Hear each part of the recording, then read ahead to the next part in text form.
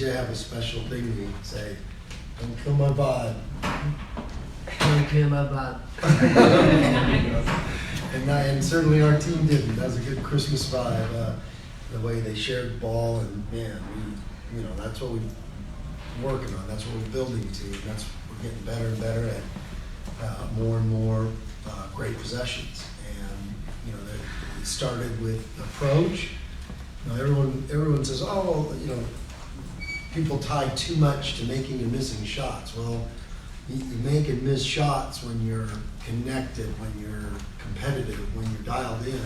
That helps you make shots. And our defense really triggered our offense tonight and got us going. And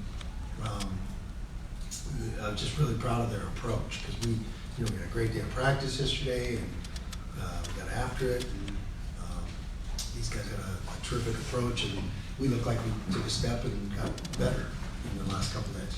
I asked DA what happened on his first shot of the game, because that was the only one he missed.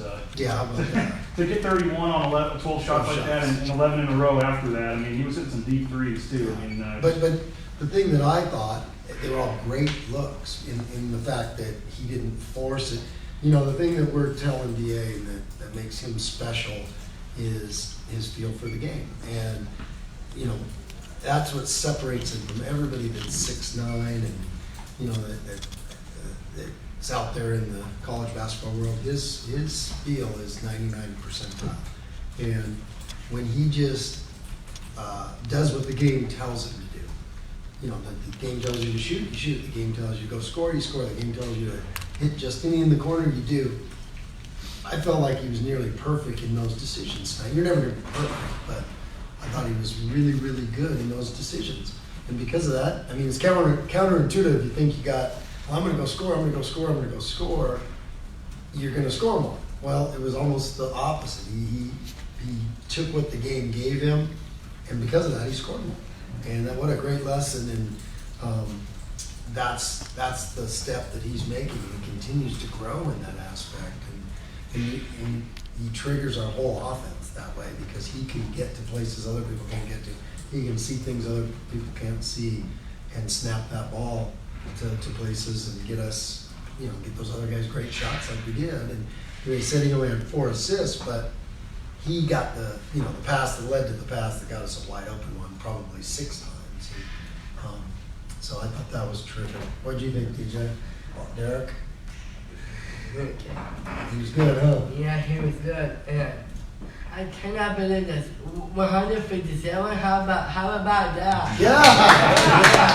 That's it. How about that? On my Boise State history, back in 1994, right before we got realized Coach Bobby died. I met him a long time ago. Yep. Wow, that's awesome. And they didn't score 100. No, they didn't. Good 2 job. games, man. All right. Anything else? Leon, I know you said that DA made a lot of the right decisions and stuff tonight, but I mean, like, did you even know 31 on 12 shots is possible? I mean, you can't go 11 of 12. You can't do that on air. Yeah, it is. It's impressive. Did he miss a free throw? He did miss a free throw. Yeah, we're going to have to get him back in the gym.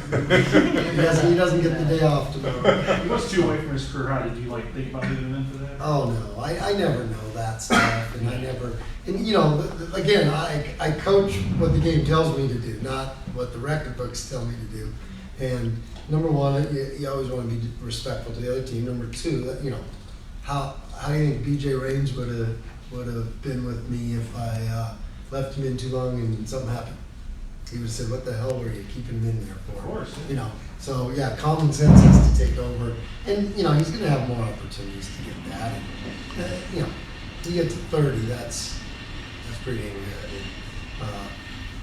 But again, like I said, he does the right thing, and we try to do the right thing there too. We don't just try to pad the record on anything like that. We got to see Ray J show off some of his skills today. Boy, did that shock me. Yeah. I don't get shocked very often after all these years, but I was like, what did he just do? I mean, I haven't even seen him do that. He's a sneaky athlete, but I haven't seen him just drive down in the half court and dunk it on the whole team. And that was impressive. He's growing. I thought he and Max did a good job, they've been through the ringer playing these high level games that we have, and it's a lot to throw those freshmen into, and they're getting better. And tonight they needed a night like that to get to kind of sow their oats a little bit. How many did Ray J have? Yeah, 6 points, but he handled the ball well. He moved our got our offense going pretty good, and he guarded better tonight too, so that was good. You set the bar a little too low for RJ. He exceeded it. I told him 15, he went and got 16. That's a coachable player right there. That's, I might have to mess with that. I mean, his consistency this year is just, it's completely gone to another level. Well, he's just been, like I said, that I'm, all kidding aside, he's been so coachable. He's been doing everything for the team. He plays so hard. The thing that, like I said before, when the thing in New Mexico happened, we're asking him every night to go guard bigger, stronger. And just play as hard as you can. You're the underdog in the fight every night. You got to go battle these guys, and he's just doing it for the team. But then you say, well, don't cross over the line. Don't play with too much emotion. And so I don't get that, and I'm always proud of the way he battles. And the cool thing was when I subbed him with about 12 minutes ago, he said, "You told me to get 15. I haven't got 15 yet." He didn't want to come out. He wanted to finish that job. And so heck yeah, go finish it. That was great. What an effort to go get 16 boards. That's pretty good effort. How different is a challenge like that versus saying go out and score 30? I mean, yeah. Well, that's the thing. You tie. Too many times you tie things into scoring. You tie things into shooting, and that's everyone wants to hey boy, we shot the ball terrible last game. No, let's take care of competing. Let's take care of ball movement. Let's take care of our rebounding. We do that. We show up and do that. Then we can go 0 for 20 from 3 and still have a chance. And because you've got to be able to do that to weather those storms. We do rely on the 3 a lot, but we weathered the storm at Pacific. We weren't making threes, but we won that game because of the way we competed, how we rebounded, how tough we were, and how we moved the ball. And you just stick with that, then we're a team that all of a sudden the shots start falling, and you can make a run, and on anybody, the way we can shoot the ball. But you're going to have some periods of when you're shooting, when you're relying that heavy on the 3, you're going to have some periods when you have some scoring droughts. Well, you better be able to compete through those, and that's what we're getting better and better at. In the game of Tulsa, GA and Justinian only had 13 combined. They had 50 today. I know you have more options than that, but it does seem like when Sure. you need those guys to both play well. When they both are struggling in the same game, it's been kind of rough for you guys. Absolutely, no question. Because then you're throwing in freshmen to okay, go save us with the freshmen. But hey, that's their role. That's a hard thing to be, especially with the schedule we played, night in, night out. I mean, that grind of New Mexico, Colorado State, Tulsa was a tough little stretch, and you're asking those guys to do it. And I don't know if you remember, but Jay took that fall at the end of what game was that? I don't even remember. Colorado State, and that's been really bothering me. He has not practiced yet, and so this time off will get.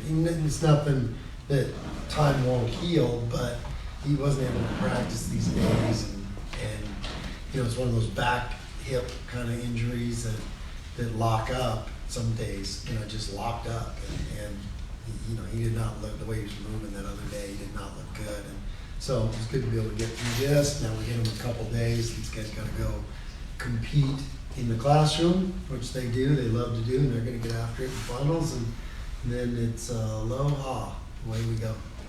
How excited are you to finally get the chance to work a boo into the starting, or into the lineup, I should say? Yeah, that's it's been a long time coming. It felt like there's silver lining to all this stuff. I mean, we had to grow as a team. We had to get tougher. We had to do some things with the schedule we played and the competition we had to face without him, and it made a lot of guys a lot better.